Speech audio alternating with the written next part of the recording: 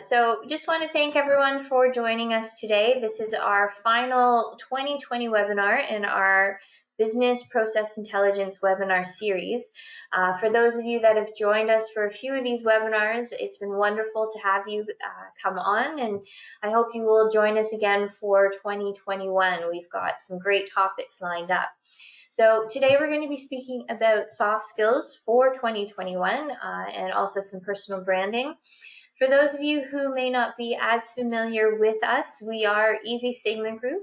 We've been around since 2000. We are very passionate about continuous improvement, not only for your professional development and for organizations, but also just in our personal lives and how it can be applied there. So today, well, actually a little bit more about our company. We do offer a whole variety of services. As you can see, we do some continuing education through virtual learning, webinars, as you're part of today. We also are distributors for a few different software programs. And we also have a sister company, Bay 3000, which specializes in project management. And so today we're very pleased to have one of our facilitators from Bay 3000, Tony White, to speak with us on soft skills. As you can see from his bio, he is very well experienced. He's got a vast range in leadership and management experience dealing with people, and especially with soft skills. I've had the privilege to sit in on a couple of his training seminars, and it's really been wonderful. So I'm very excited to hear about his predictions for this year, and I have no doubt that you'll be quite intrigued as well as we walk through this webinar. So just a couple of last minute housekeeping items. If you could please be sure to keep your microphones on mute during the webinar. That just prevents any background noise from coming in and distracting us. So thank you for that. Also, if you check in your chat, Tony will be asking to do a poll at one point in this webinar, so you'll be able to see the link there. And if you do have any questions, you are also welcome to post them in the chat. Otherwise, there will be an opportunity at the end of the webinar that you can ask any questions, and you're welcome to email us at any time. So without further ado, Tony, I'm going to pass it over to you. Great. Well, awesome. Thanks, Liz. I do appreciate that. And I guess good morning, or I guess good afternoon. Thanks for joining. I look forward to sort of sharing a little bit of information and insights around this whole concept of soft skills. And really just briefly, a real kind of soft agenda, so to speak, is we'll talk a little bit, what do we mean by soft skills? We can't always assume that people actually have a common understanding. So we just want to make sure we're all on the same page. We talk about sort of how they relate to what we would also call hard skills.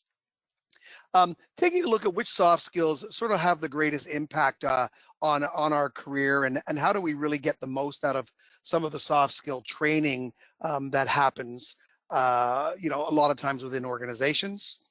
And then we sort of also match that up with a little bit around personal branding, and it's certainly a term and a concept that's been around for a while now, is how do we you know, enhance our personal brand, and whether that be for new job opportunities or within our own career, how do we make ourselves even more marketable or drive more revenue or whatever it might be. And then some of the predictions based on a lot of the research, and also some of my experience having worked in this field for as long as I have. So that's our general roadmap for the next 40 minutes or so. And I always like to start off just talking a little bit about what I call them, what are they, but also some misconceptions around, because I think that's important. And you know, when we look at, if you want to give a bit of a technical definition of it, it's sometimes those intangible behaviors, the ones that sometimes are a little more challenging to measure, but they're the behaviors, the traits, and the interpersonal skills which people tend to exhibit to each other through their relationships. I mean, that's a very simple definition, sort of by design. It's a bit of a misnomer. I mean, that's my personal opinion, having been involved in this for, like I said, close to 30 years, that a lot of times people think of soft skills, and they often make the mistake that means they're kind of nice to have, or they're not really a need to have. They're just kind of a nice thing to have. The soft piece sometimes gives it a slightly different meaning in people's minds. Or sometimes it just means they're not important, or it's just being nice to people, or it's just being, sort of warm and fuzzy, as we sometimes say. And what I think is important is that many times when soft skills are taught in organizations, they're taught that way. They're taught as a kind of a nice to have, not a need to have.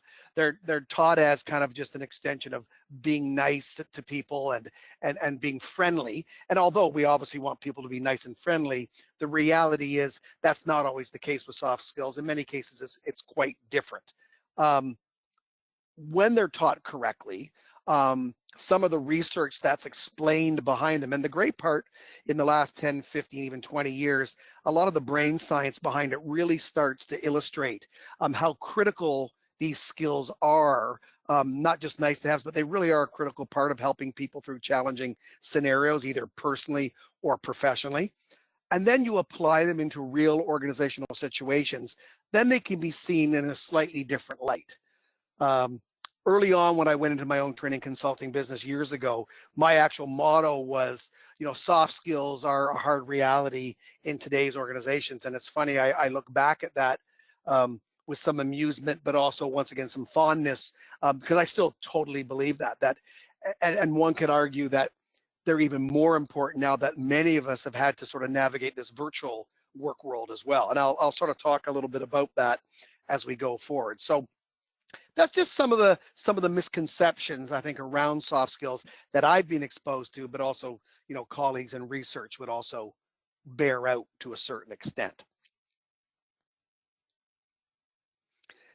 For those of us that don't use this terminology, again, and probably most people understand the difference, but I just want to be sort of just be clear that we're all on the same page. And I'm just going to put an example of a few of what we would call soft skills. And so you see some, whether it be integrity, teamwork, empathy, emotional intelligence, leadership, and there's numerous. I just grabbed sort of a number of the ones that sometimes are that people relate with, and you compare those with what we call the hard skills, or sometimes the more technical skills, if you want to call that, that's in some of our worlds that are on the line right now.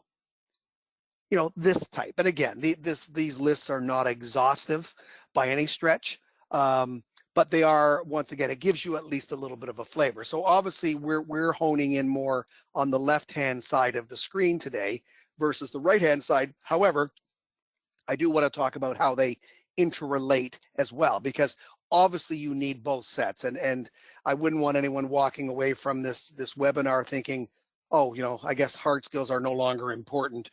Obviously they absolutely are, but it's how do we augment that with our soft skills, competencies and capabilities. So here's our opportunity for a poll. So I'm going to give people a couple of moments. Like Liz had mentioned, she had sent the actual link in the chat. So if you're able to grab that link, it should be able to click on it. I think it should hyperlink, and you'll notice it should take you to an external poll on Poll Everywhere. And there's basically the question I would like to hear from you, your response, I should say, is, from your experience, what do you see as being critical soft skills required in 2021? And, if you can limit your response to 1 or 2 words, this should create, once again, a word cloud. And we have one that's come in already, resilience.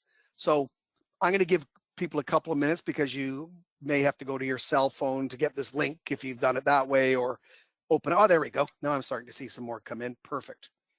So I'll just let these populate for a minute. So I see communication, something that's always been important, but it seems to be even more so now.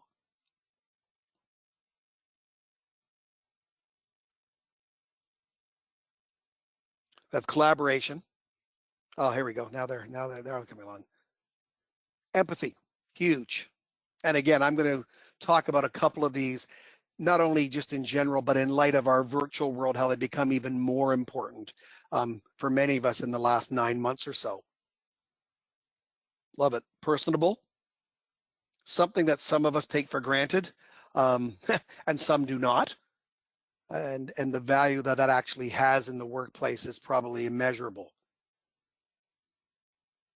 I'll give it a couple more minutes, see another minute or so, see what else comes up. We have another one with collaboration. That's what's cool about, for those of you who use word clouds, when there's more than one response, it sort of gets it larger or different colors. It's kind of a neat tool for those of you that might do a little bit of online facilitation. By the way, it's a great way. And if you're using PowerPoint, you can actually embed poll everywhere right in. It's actually very simple once you figure it out. Problem solving. Empathy now is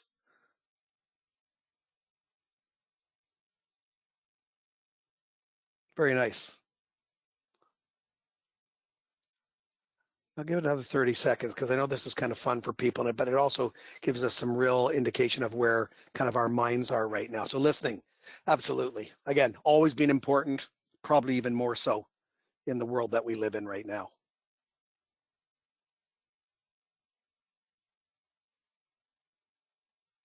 Okay.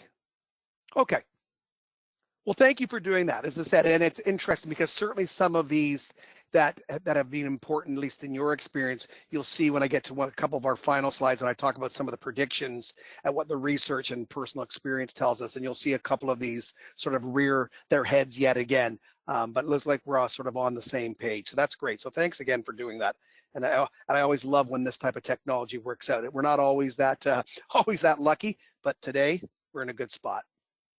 So I wanted to give a little bit of research, a little bit of, again, the empirical piece of this, because I think it's important, once again, that this is not just, nice to do's. I think there is a little science behind this. And again, and it's funny, I've used this, Dale Carnegie, which most people know that organization. They've been around for years. How to Win Friends and Influence People, I believe it was called, or I might have got that backwards. It was a book that came out literally in the 70s. But they did some research done over 25 years ago. And it was quite interesting, and I think some of us might know this intuitively, others may not. But really, when you look at a person's career over time, and again, it's important that we talk about over time, they predict, based on some of their research they've done, that 85% of one's job success or career success, as the case may be, have strong soft skills or people skills, whatever we want to call them. And as one sort of progresses in the career, those technical or hard skills become less and less important. It is important to say, though, certainly when we're new, new in the job market or changing, hard skills are absolutely critical. So those project skills, those technical skills that we bring to the table absolutely are critical. But as one progresses, and I guess theoretically as one even moves up within an organization, and less technical, they're less and less hands-on with the technical, so to speak. Those more people or softer skills become even more important. And I share with you a really quick story. My dad, who was an electrician, came from England in the 50s, got a job at de Havilland Aircraft in Toronto as an electrician. And as he worked his way up, he was there till retirement, like most people would have been at the time. And I still remember as a kid, as he's telling me, as he's moved into his last 2 years of his career, as he was a superintendent of the electrical piece, I was saying, I really wish I could go back on my tools and do what I was trained for 40 years ago, because all this people stuff is not my cup of tea. And I still remember that. And it was he was really a case study of, how one moves up, and those technical skills as you get further away from the mission of your organization in terms of the technical piece become less and less important. And so I thought I would share that, because to me it was a very personal, but I think it's very germane to the conversation today. Also, something a little bit more recently, Deloitte, who many know is sort of one of the, the big three consulting firms globally, they did a study a couple of years ago, specifically their Australia sort of region, and some similar types of things. The first bullet, once again, that the formal qualifications and the technical skills only seem to be part of the requirement for today's modern employees. Again, very critical, but not the end all to be all. And their research is saying that those soft skills and personal attributes tend to be just as important to success based on the research that they carried out. They even go as far as saying that, soft skill intensive occupations, so ones especially where there's a lot of customer service and communication and, dealing with objections and active listening, they're going to account for 2/3 of most jobs by 2030. Now, I'm not sure, I have gone through the research, how they've come to that, but I mean, it's a fairly thorough, and again, for anyone that's interested in this, I don't know if I don't believe this one is in our resources, but again, if you just, Google Deloitte soft skills research, it's open source, you can do it, and it has their full research paper for those that might be interested. It really is quite detailed. And really what they're finding right now, or at least in the 2017 study, was that a quarter of companies surveyed had difficulty filling entry-level vacancies because people lack the soft skills. So again, that's a fairly telling statistic, at least in my mind, for the importance of this as we move forward. So I've chosen one soft skill just to sort of go down a slightly different pathway, and it's one of these things. And again, I hear this, having been involved in training and coaching and facilitation for years. I hear that, and sometimes you'll have naysayers, and I understand where it comes from. Can this really be learned, or is it not innate? And I'm just choosing empathy as an example. I could have probably chosen any of the ones, but I've been doing a lot of work in this area in the virtual world recently, so I thought this was a good example. And so, again, there's a fair amount of information on this slide. I'll let you digest it in a moment, but let me at least tee it up, and then I'll talk to it. And really the question is kind of a wait what moment. Can we really train ourselves on being more empathetic, as an example? And in the past, empathy was considered sort of an inborn trait that couldn't be taught.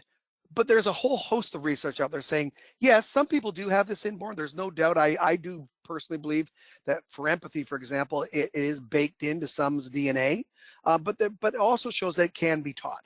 And so I'm going to put these up, and I'll be quiet just for a moment, and then I'll sort of explain as you read through this.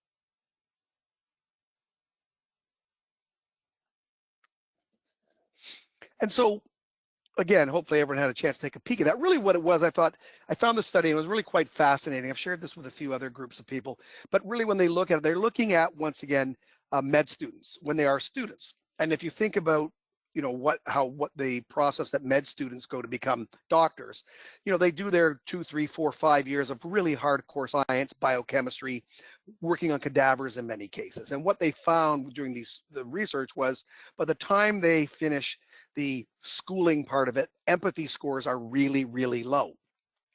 And when that's translated back into their first year of when they're doing the rounds as interns, for example, that they were followed, it was a longitudinal study. And really what it found out was that without that empathy being fine-tuned, you'd get patients that were very dissatisfied.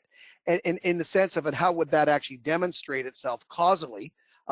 They basically wouldn't follow a lot of the treatment. When you look at that, it results in poor health outcomes for the individual, damaged trust in the health provider relationships, and even a greater cost to the healthcare system because people have to come in for more treatments, etc. I think we think of empathy in the medical profession, and we sometimes refer it to as bedside manner, which is really a big part of empathy when you look at it in this world.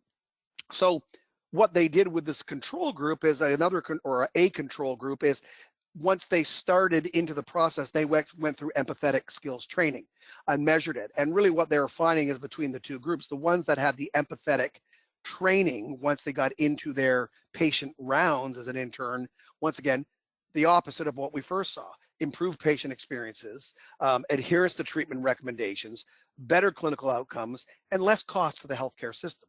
So I could share with you many of these, but I thought this one, to me, just really stood out for me as a great way of showing how you can really teach soft skills, so to speak, in this case, empathy, if it's done correctly. And that's the key part, is if it's done correctly. So when you sort of add the two, let's talk about that dynamic here.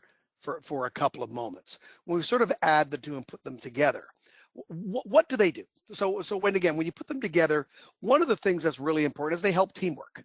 Um, and the reality is, especially for those who are in the virtual world, there's a ton of virtual teams out. If people can't get along or collaborate, whether it's face to face or in person, or sorry, whether it's face to face or virtually, it really makes it for a challenging environment for people to maintain engagement, but even more importantly, from a business perspective, to actually, have results. And so soft skills, when applied and done and trained, they really help the teamwork piece of the give and take, be able to push people with the appropriate amounts of process conflict versus relationship conflict. There's a whole host of things from a teamwork perspective. Relationship building.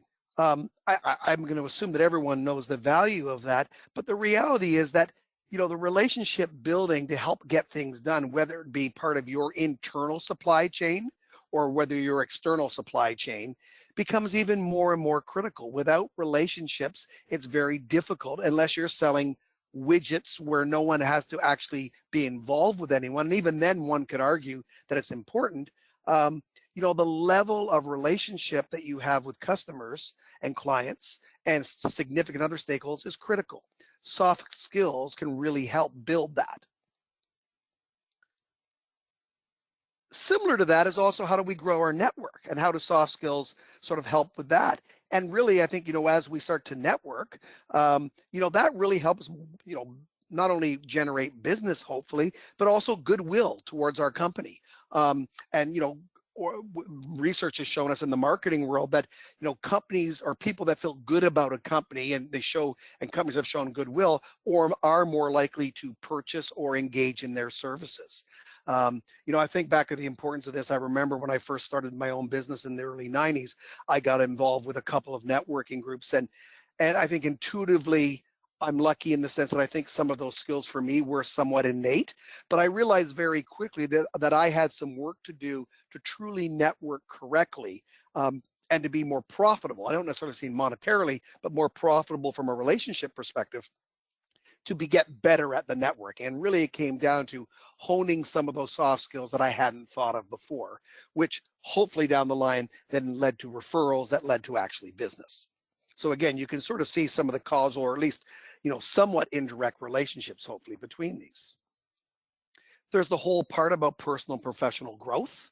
It really does become perspective. I think of something, sorry, just sort of, I kind of was thinking sort of out loud, but I think of something as simple as being able to accept and implement feedback that someone gives you. That is a soft skill. And if it's one of those things that if we're defensive on feedback or we don't take feedback, it's very difficult to progress in our career. And so really, when you look at, I'm just using that as an example, it really does help with that personal professional growth. And again, just the one example of being able to accept feedback sort of came to mind. A little bit of the organization, time management, delegation skills. Although one can argue there are some hard skills involved with that, there's definitely some soft skills. And I think, the ability to be able to be organized, to delegate appropriately, and to manage ourselves. And for some people, this virtual world is very challenging to do that. Some people, they thrive in this. Other people, when they're working from home for 8 hours, the self-discipline of organizing, is a real struggle for them. And it really becomes a learned skill for many of how to do this. So again, all of these obviously have an impact in the virtual world, but that's the one that really stands out for me. Demonstrating initiative, having a positive attitude, being creative, thinking of different ways of doing business and getting business. I think about some of the initiatives we've seen in the province this year with COVID, and I think it was Bauer or CCM, one of the hockey equipment-based companies that, very early on, they flipped their whole manufacturing process, their whole business model from creating face masks and masks for hockey to being able to do PPEs for the COVID fight. That initiative comes from a lot of hard work, some good hard skills, but some huge relationship building and being able to pivot and being innovative, which are very much on the soft skills side of the spectrum. Confidence, absolutely critical. Without confidence, it's very difficult to influence others or be influenceable to others. So confidence can go back to some of the soft skills. And the last one really is around, how does it enhance one's reputation? Growing our reputation sort of contributes to our employer's reputation. And being able to mediate conflicts with customers and with others goes a long way again in creating those goodwill bonds. So again, I could go on and on, but when you combine the soft skills with some of these what we call our hard skills, you really do create quite a strong partnership between the two that really is helpful not only to you but to your organization sort of moving forward.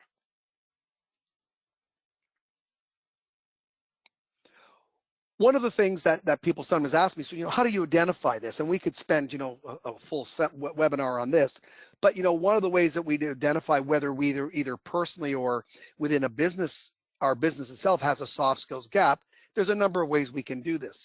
One of the ways is we can start to do what we call competencies assessment based on people's jobs and roles, and figure out what do people really need to be. What skills and competencies do they need to have? And it's funny, I just went through this process with a local manufacturer. I do work with them a couple of days a week in the change management field, and I was a big part of this competency assessment as they moved to a sort of a future or a different next generation operating model, and really trying to look at roles today and roles 2 to 5 years out, and we basically broke it down by job specific technical skills, soft/people skills, and seeing when you actually start to go through and map this out with what we'd call subject matter experts and leaders of people, you really start to see that the technical skills, yep, we can identify those, but wow, where we're really lacking in some cases is some of those softer or people skills. There's also, you can do identifying gaps through evaluations and assessments, anywhere from a self-assessment to a 360-degree assessment where you have people weigh in on the skills, peer to trusted peer getting feedback. So there's a number of ways that we can figure out if there's some gaps in ourselves, in our people, in our teams, or in our organization. In some cases, there's industry standards and best practices that are available where you can actually say, okay, well, we're in this industry, we have these sort of roles, let's map these out to what some of the best practices are. And they're always, one of the best ways of doing it is customer and stakeholder feedback. If we're hearing good things around our people of how they deal with problems and situations and troubleshoot versus not so good, that might give us an indicator of where we need to spend a little bit of time and maybe some training dollars on some soft skill development for some of our people. It really is, there's a number of ways of doing a gap analysis, but there are ways of doing this. And I think that's really the premise of this slide.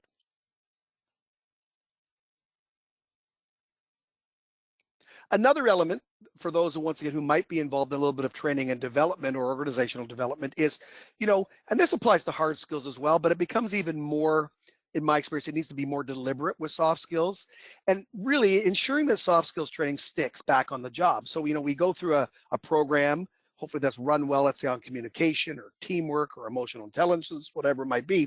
But how do we try to get the most of that back on the job? Because everyone here, I'm sure, has experienced this where, you go to a great workshop and then you close down your book or your computer at the end of the day and you go back to work, and, if you're lucky, you sometimes refer back and sometimes you don't. In many cases, you don't. So one of the things that I've found over the years, and there's a lot of research behind this, but I've actually experienced most of these myself, is you need to build in good pre and post training activities to let people know this is important and that we're serious. So things they have to do before to get ready, but also things how they applied afterwards. We want to make sure that we have very real applications, not only in the class, but back on the job. One large US company that I was with last week virtually, but I've worked with them for a while now, they have what they call as a leadership challenge. And they work on this leadership challenge, which is a real challenge they have throughout a whole host of training over a 6-month period. And they actually apply it back on the job and they have to report out on it as a way to show that they're actually using the skills in the real world, so to speak. Certainly, when there's manager support of people before, during, and after, that really helps. That's one of the things that we're finding in the research, that if your leader takes an interest in your development, asks, how are you applying this? How can they be of help? People are motivated to use them even more so. And then also any sort of post-training follow-up. Sometimes we do that individually or in training cohorts. Again, I was on a call last week with a group of people that I had trained 3 months earlier, and we had them all back on a Zoom call and basically went through. So what is working from what you learned 6 months ago? What have you tried? What have you applied? And then do some on-the-spot coaching for people to sort of help them get through some of the hurdles that inevitably will be still there. So again, we should be doing all of this with the hard skills, but I think it becomes even more important with the soft skills because sometimes they have that vision that they are nice to have, not need to have, which hopefully people after this session will realize that that is really not the case. So just transitioning over a little bit to this concept of personal brand, and Liz had mentioned that a little bit earlier, and I'd mentioned is, one of the things, and this has been around for a while, this concept, but it's, for people, once again, that are upwardly mobile or they're thinking of moving positions or organizations, one of the things as we look at is, what's our brand? Why would people buy us, metaphorically speaking? And, you think about this sort of taking a little bit of a veer off from the soft skill piece for a moment, then bringing it back is, it's what do you stand for? Like, as a person, as an individual, as a contributor. Other questions are, how do we create credibility? Am I seen as somewhat of an authority or a bit of an expert in our field? What's important to me? What are my values that I bring to the table that would be helpful for an organization or for a team? And something I use this term is, what's our unique selling proposition? What do I bring that a lot of people don't bring to the table? And that's a very difficult question for some people to answer. And I certainly couldn't have answered it earlier in my career. As I progress through my career, it's easier for me to answer. What's that one sweet spot that I have that organizations find valuable? And again, the more we can be clear, concise, cohesive with our brand, the stronger it is, the stronger impact it has on others. So there's a host of ways that you can create, on paper, so to speak, the brand. But if we take, for example, a project manager, it could be something as simple as, what's my statement? What do I do? What do I do best? I help organizations grow, one successful project at a time. Simpler the better. It's sort of like some of you may have heard, the elevator speech. Someone asks you as you go up an elevator, obviously pre-COVID times, with someone else, what do you do? Like, what do you do? And you're like, well, I help organizations grow one successful project at a time. Huh? Tell me more is the hope. Depending how long the elevator ride is, of course. But you can sort of see that, you could have a list. So whether you use this to help organize a resume or a bio or just your thinking, you sort of see how you can put the two together. And my experience is the tendency, people tend to focus on the hard skills, which may be totally appropriate to do so, but they leave out the soft skills. Or they don't give them the airtime that they should. And if we're in agreement with the assumption that soft skills are becoming more and more important, then we're missing some opportunity here, I think, to really have an impact when we do that. So again, there's a whole host of ways. Again, you can Google, personal branding templates, and you'll find all sorts of stuff. This is just a simple one I showed just for really more illustration purposes.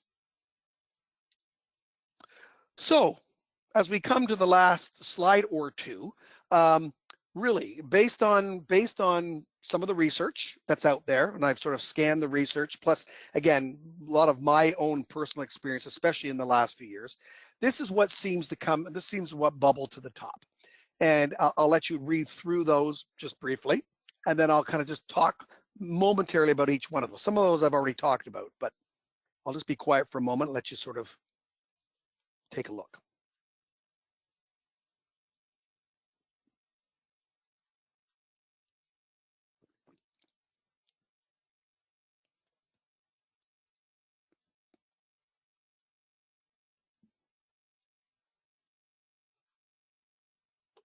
I think adaptability and versatility, just to start off with the first one, I mean, I think most people would probably see that. I mean, it's become really the conversation of 2021, ever since the COVID, beginning of the COVID sort of outbreak, how not only organizations but people have to adapt and be versatile. And being fully transparent, I'd worked in the virtual world prior to this. I had worked in the sandbox, so to speak, but certainly I realized very quickly that for me, and this is a big part of who I am, what you're seeing right now, and more interactive type of Zoom type workshops, is that's going to become, if I don't adapt, I very quickly become irrelevant in my role. And so I think that becomes an obvious one. I think the work ethic, because to be adaptable and versatile, you have to actually put in some time and effort to this. And I mean, work ethic's always been important, I think most people would agree. But I think, again, there's going to be a heightened focus on this because of the adaptation that is required. And again, I look at even my adaptability, versatility, and work ethic, and I've had to dig deep sometimes to really learn and understand and practice and play in the sandboxes, I like to say, with some of these virtual tools. Very similar is also the innovation and creativity piece of this. Again, hugely important, because people are not only innovating how they do things, but what they do. So all of a sudden you're used to being in the office and meeting with your manager once a week, and now, sure, we still might do that, but it's done in the virtual environment. And how does that change things? How does that change it? What does the leader have to do different? What do I have to do different if I'm an individual contributor? The next two, active listening, communication, I'll sort of put those together, although they are different, but their nuances are somewhat similar. I think again, nothing new on those two. I think the difference is, and I've been saying this quite a bit lately, is we have to be so much more deliberate with it now.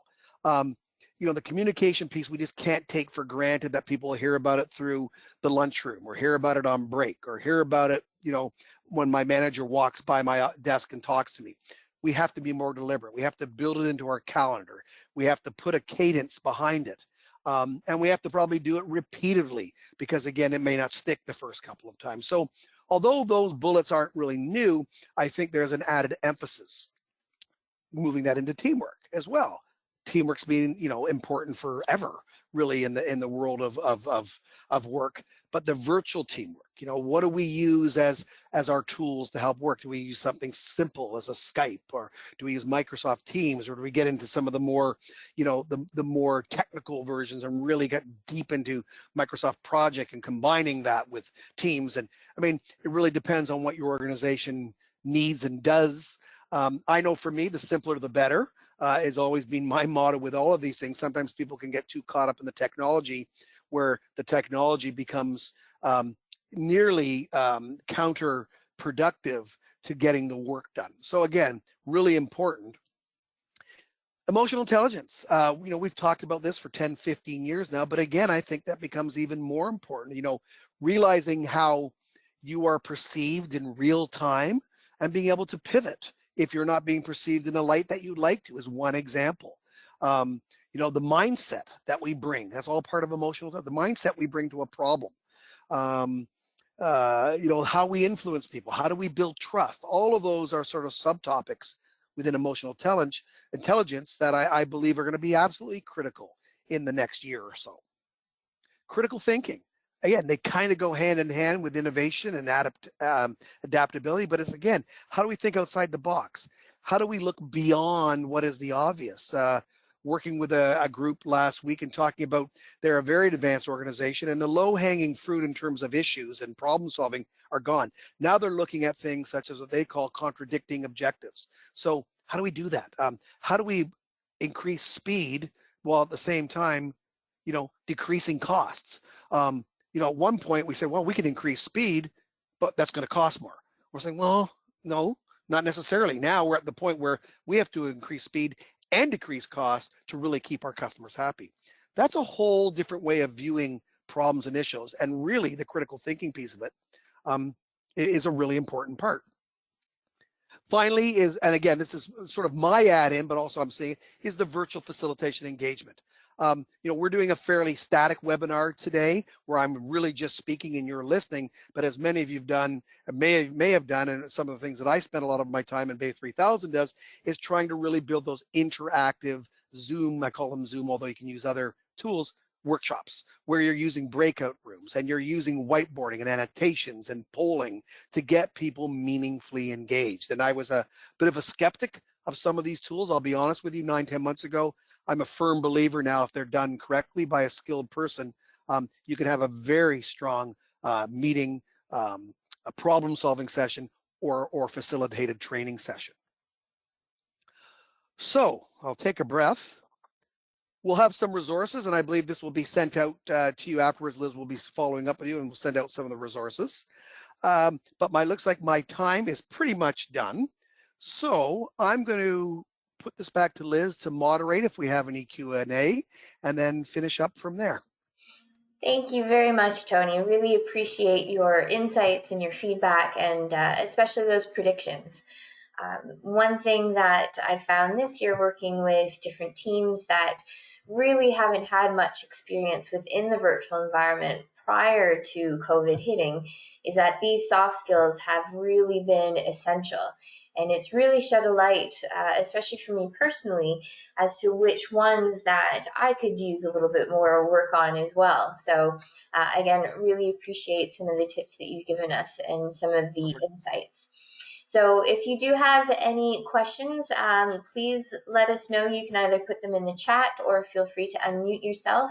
But while you are considering and digesting all the information that you just received, wanted to let you know that if you would like some more information or some more formal education on some of these topics, next year, a lot of those soft skill predictions that you saw on the list in the previous slide will be offered either as a webinar or as a micro course through EZSigma. So we do plan on running another webinar series next year. The webinars will take place on the second Wednesday of the month, and we will be offering a variety of micro courses which will be taking place on the third Tuesday of each month. So if you would like any further information about that, feel free to reach out. Otherwise, if you're on our mailing list, you will receive notifications when they do come up. However, I do want to leave the line open for a moment if anyone does have any questions about soft skills. So please feel free to ask now.